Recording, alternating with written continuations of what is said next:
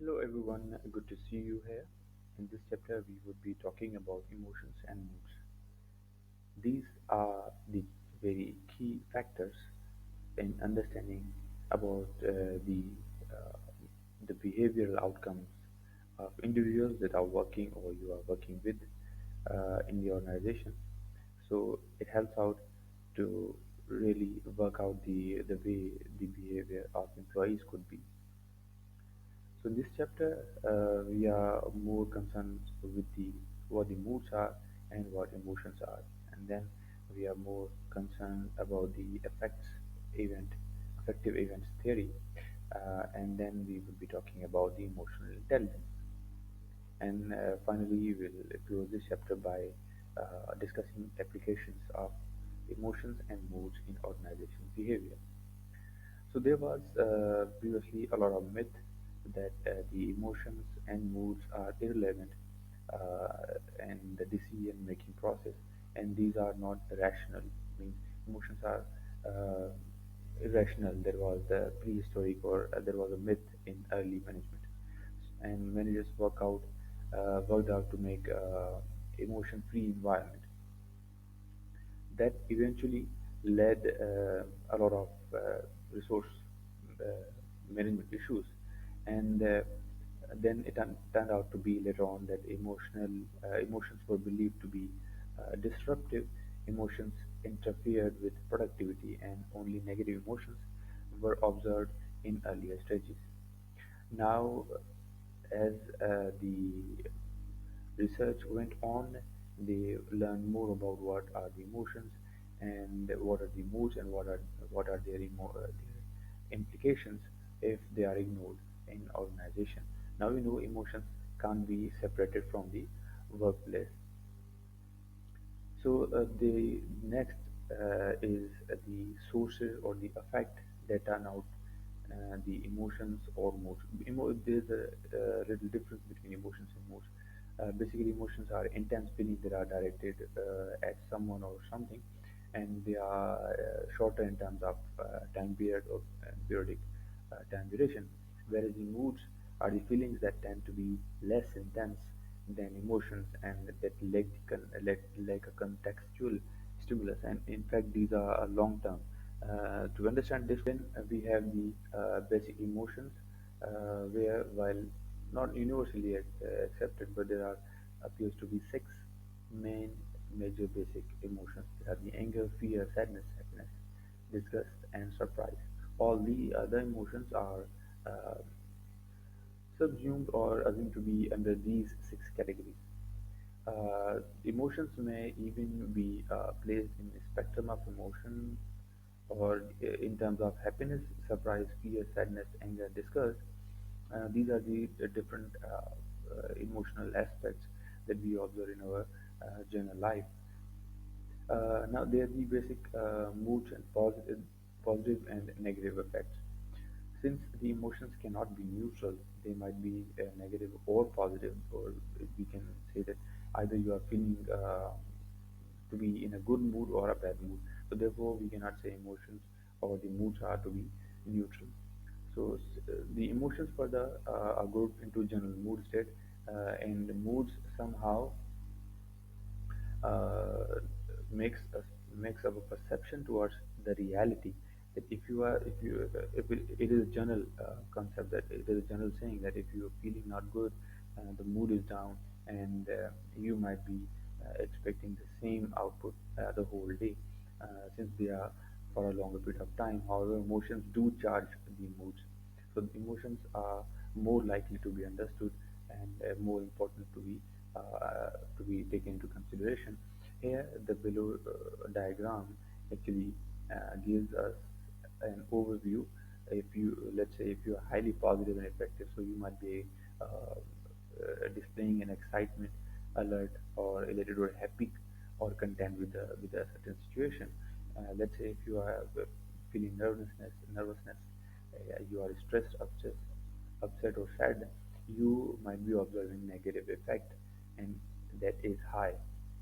So since we now know that emotions are an important and for any behavior to understand. Therefore, the emotions can aid in our decision-making process. Many researchers have shown that emotions are necessary for rational decision making. Since you know that decision making uh, is a key element in any organization or management, there plays the thinking and feeling portion of the emotions that are must be that are that are necessary to be considered in the decision making processes.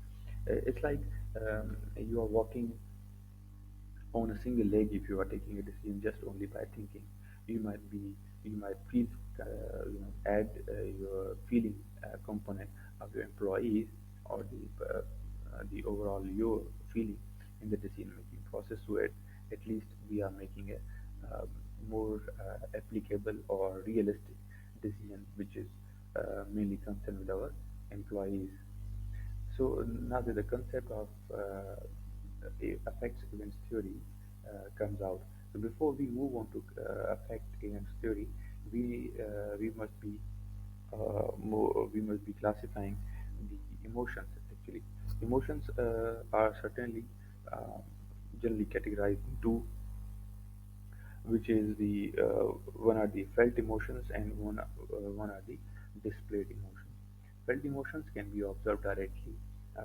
That might be in a reactive manner. If you talk bad about something, the person or the outcome in behavior terms directly appears to be in front of you. And the second is displayed emotions. Displayed emotions are basically those who are just being acted upon, and they are not concerned with the actual emotions. But if we understand them, understand these concepts in a deeper concept, these are further divided into surface acting and deep acting. Basically, these are the two classes of displayed emotions. In the surface acting, actually, someone acts or someone behaves in a way that they are acting even towards a critical situation. They are emotionally not charged with a certain context or situation. Whereas the deep acting is the attachment of the uh, emotions towards that particular situation, or even if you are surface acting, but you are also attaching the emotions with that. You are trying to attach the realistic of emotions. You are trying to display the emotions, and your acting is real. So this is called deep acting. We can understand these two classes by example. The surface acting is very common to understand and displayed in air hostess. And as someone we in the other example of deep acting, uh, as an example, might be included as the Hollywood movies, where we might be, you know, observing some bond between the characters that are they play it, and they get less likely to be bonded as they were directly bonded in the after the movie. So now, after understanding these concepts, we will now move on the effects events theory. Basically, this theory talks about the events that affect the emotions, and the emotions are displayed in different organizational behaviors. An event in the work environment triggers a positive or negative emotional reactions. So personality and mood determine the response intensity. Those who are personality in terms of personality are more aggressive or more uh, emotionally charged people. So and their mood and emotions are more charged, and their responses also are quite intense. Whereas the personality, those people with the personality of having the ability to absorb any negative event, or they can be acting proactively, and their mood or the emotions are less intense, and they can handle the negative effect more in a good manner or professionally. Whereas emotions are influenced by a broad range of work variables. Here we can see in this picture these variables might include work environment, characteristics of job demand, requirements for the emotional labor, and work events such as the daily hustle, the daily uplifts, whereas the arrow directs toward the emotional reactions, and these events are, if are not positive, they would be turning into negative. If they are positive, they would be turning into positive emotional reactions in the shape of job specification or employee performance. So if the reaction is negative, the job certification level of employee will be down. And if the emotional reaction is positive, of course the job certification of employees would be positive. Now here we can see that the personality and mood, personal dispositions are also working as a moderator. These basically function uh, as as those variables who are uh, making this basically effect of events, positive or negative, less likely or more likely to affect the emotions directly. Now, the implications of AAT might include an emotional episode is actually the result of a series of emotional experiences triggered by a single event. Current and past emotions affect job satisfaction. Emotional fluctuations over time create variations in job performance. Emotional, Emotion-driven behaviors are typically brief and variable. Both negative and positive emotions can distract workers and reduce job performance. In simple words, we can say that the emotions are important, and uh, these could be based on the these could be triggered by the effects or the events that are taking place in the surrounding, or it might be a reaction by the accumulation of these negative effects on the emotions.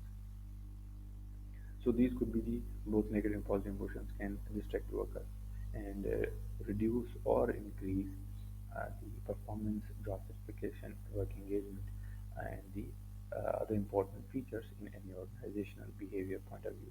Emotions provide valuable insights about behavior. Therefore, furthermore, and emotions are and the minor events that cause them should be should not be ignored at work. They as they accumulate over a period of time. So therefore, the problems or the conflicts of interest that is taking place among the employees, it could be against the employees themselves, or it could be against the management decisions, or these emotional negative emotion accumulation could also be against what the organizational policies are. So therefore, whenever the policies are determined or the decisions made by the management to implement those policies should also be considered in terms of human resource, that is the people who are working in the organization. So therefore, the emotional demands should also be met. There's a term that is related with this concept of emotions here.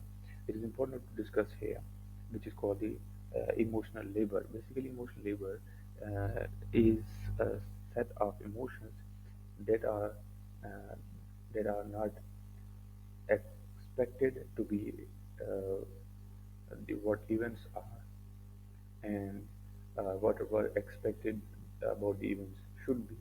That is, this is the differences, unfavorable differences between the events that were expected in the present or future, and the events that were not expected to happen in the present or future. So, if the disturbance or the emotional dissonance is higher, and the emotional labor would be higher. This generally happens in those organizations, basically, where where employees are set to deal with the public, because public comes with different experiences and different moods and different emotions, uh, and the employees are supposed to take a good care of them. So they have to be more emotionally intelligent, and therefore this leads to our emotional intelligence topic. This is basically a person's ability to be self-aware, recognizing own emotions, and when experienced with these emotions, detect the emotions in others and manage emotional cues and information. Emotional intelligence plays an important role in the job performance. Emotional intelligence is controversial and not wholly accepted. Here, being emotionally intelligent means you are aware of your own emotions. What is causing you to behave in a negative way? What is causing you to be in a negative state of emotion? Recognizing these emotions could help you out to work it proactively or display the emotions proactively and positively, which is needed in the organization. And recognizing one's emotions or detecting emotions helps the management to make positive decisions, and their after effects are much much prosperous or positive in terms of satisfaction of performance. This also helps management to manage the emotional outbursts that are being displayed by the employees, and it helps in to gathering information about what is going on in these time periods, or what is going on, um, what would be the feedback, what is emotional feedback of the employees towards a particular decision. So therefore, emotional intelligence is a key element to be understood and should be taken into consideration in terms of organizational behavior. So now here we will be talking about the applications of emotions and moods in organizational behavior. It helps out selecting an employee that is emotionally intelligent should be a hiring factor, especially for social jobs, as we discussed that emotional intelligence or emotional dissonance or emotional labor could happen more in social dealings. So therefore, whenever an employee is being hired in uh, social setting or social sector, so therefore for that particular job, employees should be checked before hiring regarding their emotional intelligent. Decision-making process with positive emotions can lead to better decisions.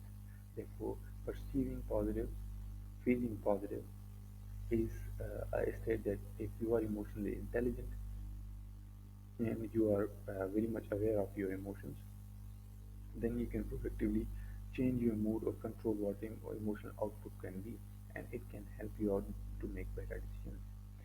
Leadership emotions are important to acceptance of messages from the organization leaders. Basically, if intelligent leadership is deployed in any organization, they are as being looked upon by the subordinates and the employees in a positive way.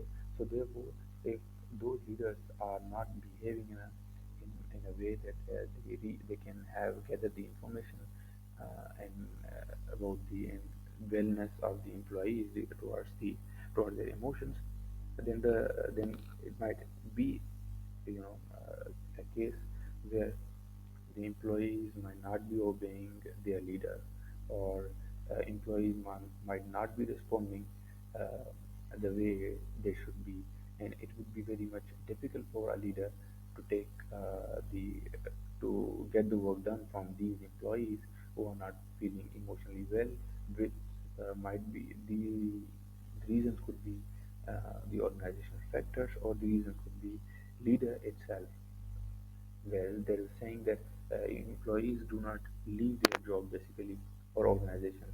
They basically leave their bosses. So being an emotionally intelligent boss might make quite a good difference in any organization. Customer services, as we have discussed earlier, that in social sector or the types of job, that include social interaction with the people uh, should be on a higher side once you're considering an employee to be hired, because in customer services sector, being emotionally intelligent is at a higher demand. Emotions affect services quality and deliver to the customers, which in turn affect the customer relationship. Since good customer services improve the quality, and good customer relationships affect the overall output and performance of the employees. And the higher the performance of an employee, the more satisfied the customers are, and the organization is on a profitable side. There's also another concept known as emotional contagion. It basically is catching the emotions from the others.